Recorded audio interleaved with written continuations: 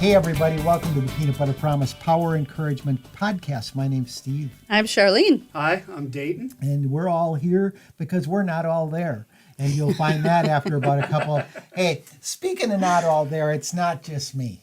Oh, no? True story. And I want to caution you, when you hear somebody say true story, it means they might be fibbing about other stuff. But this really is true. So my dad, back 40 years ago, he's got a bad toothache. And the next day he's going to go salmon fishing on Lake Michigan on one of these, whatever. So he doesn't want to miss it. So he decides he's going to pull his tooth.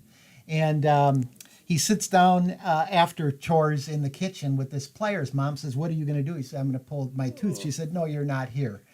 So he goes down to the barn, just like in the Westerns, has a couple shots of brandy, starts cranking on his tooth, and half of it breaks off. Oh, he said more pain that he's already been in. So Golly. 10 o'clock at night, he's calling a dentist. Dentist says, "Oh, man, okay, whatever." Meets him at his office, does some evaluating, and says, "David, I realize you got a problem, but I can't pull that tooth." Dad's like, "No, you got to pull this tooth like right now." And they have this stare down. The guy says, "No, you don't understand. There is a muscle here that goes to your brain. And if I pull that tooth, there could be some brain damage." My dad says, "Look, it's close to midnight. I'm sitting here bothering you." He says, "Don't you think maybe the brain damage has set in already?" So what's the point of that story? It's that we have a purpose. The Peanut Butter Promise says that you were born with every talent, ability, and gift, and the necessary desire to fulfill a God-given purpose. Okay? Pop did not stay in his lane of purpose. He wasn't a dentist, and neither am I. And so we really talk predominantly about seeking, finding, and fulfilling your purpose. Yes. But there's a whole bunch of other stuff going on today, too. And we want to talk about principle number one, the principle of integrity, and virtue number one, which is kindness today. What is integrity to you, Charlene? It's keeping your word. It's fulfilling. When you say you're going to do something, you fulfill it. When you give a commitment to something, you keep it. And a lot of people in the world aren't there anymore like they used to be. I mean, you have marriages that end in divorce. Been there. You know, I know that's something that people will always look at me and go, "Well, you did this." Well, I did. You know what? But I learned a great lesson from it. You know, I can give you my word and I can keep my word because I know what it's like when your word hasn't been kept. Yeah. You know, I've done bad things, but I'm not a bad person. Right. And, you know, been there, done that. Integrity, someone once said, I think it was Earl Nightingale, Dayton said, integrity is, you know, who you are when no one's watching. You know, because there is always a second person watching, right? You know, for those of us of faith. But integrity is a good word. It's a strong word. What comes to mind for you, Dayton? I think of integrity. Part of the problem we're seeing in today's society, in my opinion, is that everybody seems to be out for themselves. Right. So integrity bleeds a little bit into thinking of others first. So yes. I'm going to do what I say I'm going to do because I want to make you happy and do what I promise to do for you. I think so many people will say, "Yeah, I'm going to do that for you." And then they really start thinking about, "Oh, well, how is that going to affect me now that I said that?" Right. And then they go, "Yeah, I don't have time to deal with that." Right. But you said you were going to do that, so follow through. And if you don't want to do it, then don't say you're going to do it. Right. So integrity has a lot to do with us looking at ourselves.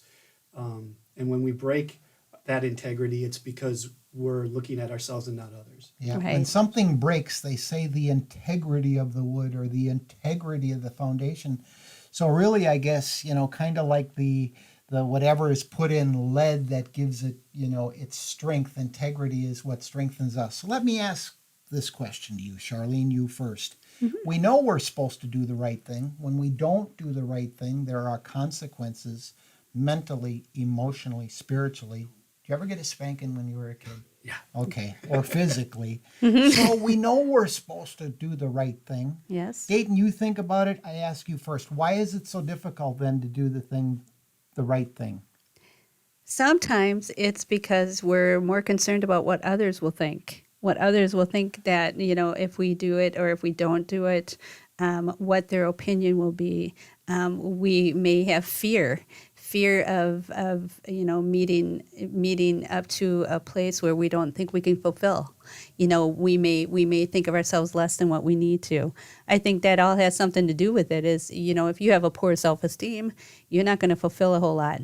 And if you're conscious of what everybody else thinks, that may slow you down, and that may stop you from doing what you need to do. If you're doing the right thing, you're rolling along, you're getting all this stuff done, but then somebody tells you, well, you can't be doing that, or you're not good enough for that, or you're not gonna make that happen. You start thinking about it, and you're thinking, yeah, what am I doing? Should I be in this position? I've been there in that place as a young girl. I remember that. So I kind of look at it that way and think, you know what, that's where a lot of people are at. And like you said, Dayton, you said it's putting other people ahead of yourself, and it's looking at them and their needs and getting their needs met. And if we can get our eyes off ourselves, Absolutely. Yeah. Dayton, what do you think of? I think that's true. I've read Tony Dungy's books, and he was always putting other people before him and finding their gifts and their talents. And look at the teams he was able to put together because of that. Yeah. His integrity was, I'm the coach and I'm going to build this team, and that's my foundation for why I'm here. Mm-hmm. It wasn't about Tony Dungy being the winning coach. If you read his story, he was surpassed on many different jobs he thought he was going to get, but he kept going because he was looking at his guys. Yep. He's like, I am going to coach and put these guys in the right spot, and that will make us successful. He didn't care what other people were thinking. He didn't depend on other people's approval to do what he wanted to do, and look how successful he was because of that. Yeah. As Charlene was talking, something came to me. I think so many times, at least for me, when I have lost integrity and done things, it was because of a lack of patience. Let me say that it was a lack of being able to put off what I wanted, the satisfaction or what it was. Another thing came to me as you were talking, and I've been reading many books over the last months, and courage comes up. We think of courage in different ways, but many of these authors talk about courage in doing the right thing, being able to stand up in the midst of something and say, no, this isn't right. And it may be very unpopular. No, it isn't right. Courage, integrity. And so, again, it's a word that really, if I were to look to you, if you were to say, what's the one thing? It is integrity. It's your honesty. It's all you have. And I will tell you this man sitting to my left right here, to your right on the screen, he's a man of integrity. Yep. Is he perfect? No. But when he tells me something, I can believe it. And I've told him, when I tell you something, you can believe it. And that's what it's about. Think about the people. I just gave myself goosebumps there, buddy. But no, think about the people, that the ones on top of our list. They are the ones who make us feel good about ourselves. They are the ones who, when we share our heart with them, they keep our joys safe, and they keep our failures, even safer sometimes. So, and I think about you, Dayton. I look on your arm. You have your tattoo that says "Stand Firm." Yes, and that's standing firm. And I thought about that when Steve was talking. For integrity, integrity is standing and completing what you start. And I know that when I was a young girl, I had a babysitting job and I had to go babysitting, but then there was a party on Friday night and I was invited to a party. So now what am I going to do? I made a commitment on Monday to do the babysitting job on Friday, but now my friend on Thursday asked me to go to the party on Friday, and it's the same time that I have to babysit. Do I need the money? Do I want to be with my friends? As a teenager, that's the temptation of going back on your word. And once you make that commitment, sorry, the party's out, although that would be fun and that would be cool, and I could be with the other kids, or I could be with, so it's sticking to your guns on your commitments. It's saying, what, I said I was going to do this, and I had no idea this was coming along, but I have to say, no, I'm sorry, I can't do that. And you talk about that in your book with the Boykes, remembering that there was a wedding that day, and then who wanted to stop in and have a little party at their house. The principle of priorities in our book. Did I tell you we have a book called The Peanut Butter Promise out? Let's talk about kindness here. Yeah. Virtue number 1. What is kindness? Do we have anything on that, Charlene? Kindness is the quality of being friendly, generous, and considerate to others. And Dayton, I said that before. This represents you in my thoughts because you've been right there. You've been all of these things, and you still are.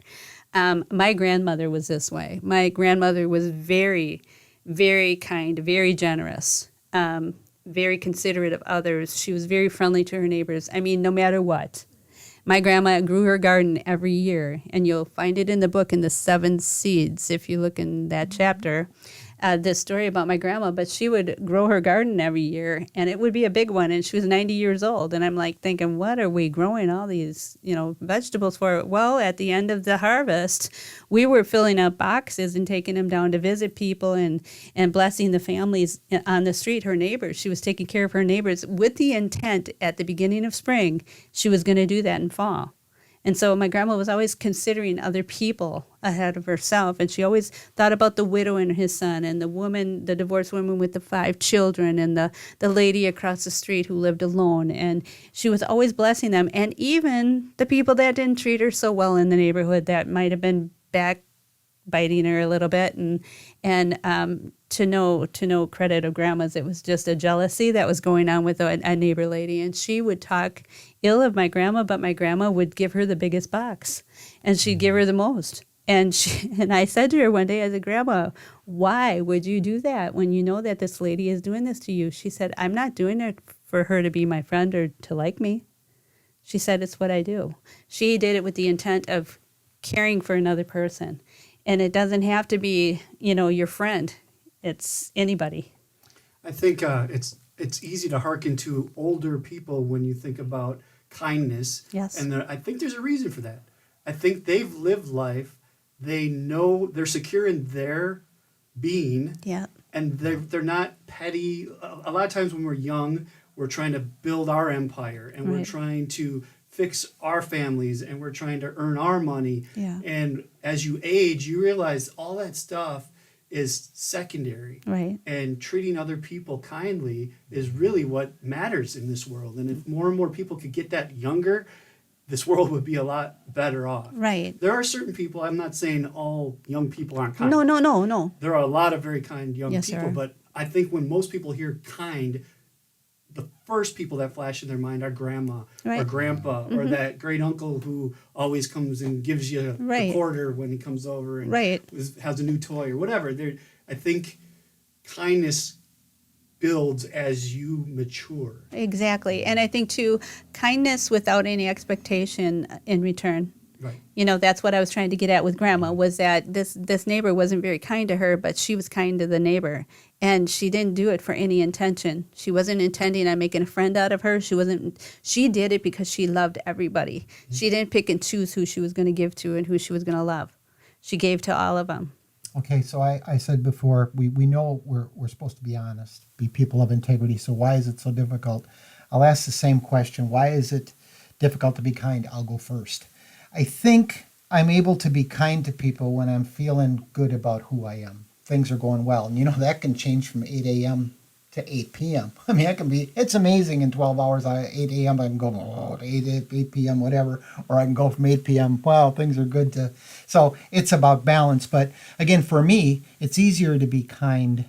And it's no excuse. It's an explanation when things are going better for me and I'm feeling better about who I am. So look, we're sitting here touting about all this stuff, but we have our own battles with the peanut butter promise as well. But that's what I'm thinking. Charlene, why is it difficult at times to be kind to people? Self-centeredness. Okay. I think people are caught up in themselves and their own needs and stuff. Steve, you're right. When you're intently working on something, and I'm not pointing you out for any bad reason, I'm just saying when you're intently working on something, I have to kind of keep myself out of your way.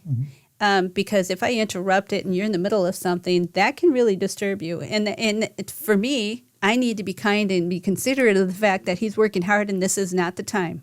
Do you know what I mean? So when there's an interruption or something like that, it goes both ways. Sure. There's a scripture that I stand by, and it says, "Be ye kind one to another, tenderhearted, loving and forgiving one another, just as God in Christ forgave you." And letting go of things. A lot of times people won't be kind because somebody did this to them and they're not going to let them do it again. You know, they've been hurt by that person, so they're not going to be kind to that person. But we don't have that option if we truly want to be kind. Yeah, absolutely. This has been the Peanut Butter Promise Power Encouragement Podcast. We are all about hope. We're about encouragement. The Peanut Butter Promise says there's a plan and purpose for your life. Yes. Dayton, where can anybody connect with us on Facebook or other platforms? Where So, can they find us? At the end of this podcast, if you're Okay. watching the video on YouTube where we are, you'll see all of our social handles on Twitter, Facebook, Instagram. We are on SoundCloud as well with the audio version of the podcast. But basically search or Google Peanut Butter Promise and you'll find us. Yeah, and you'll find all of us. And we do have a book And by the called way- Peanut Butter Promise. And Dayton's all over the book, and you're there too. They should like us when they go there too. Please. Like follow us, like us. Yes, please. And the book is online and ready to pre-order, so make sure you do that. And invite your friends to like us. Invite your friends Yes. when you if you really like our podcast, get on your friends list and hit invite, please. We'd love to share all of this with everybody. So We like to do it. And we like you too. Until next time, for Dayton, this is Charlene, my beautiful bride there, and Steve. Make it a great peanut butter promise.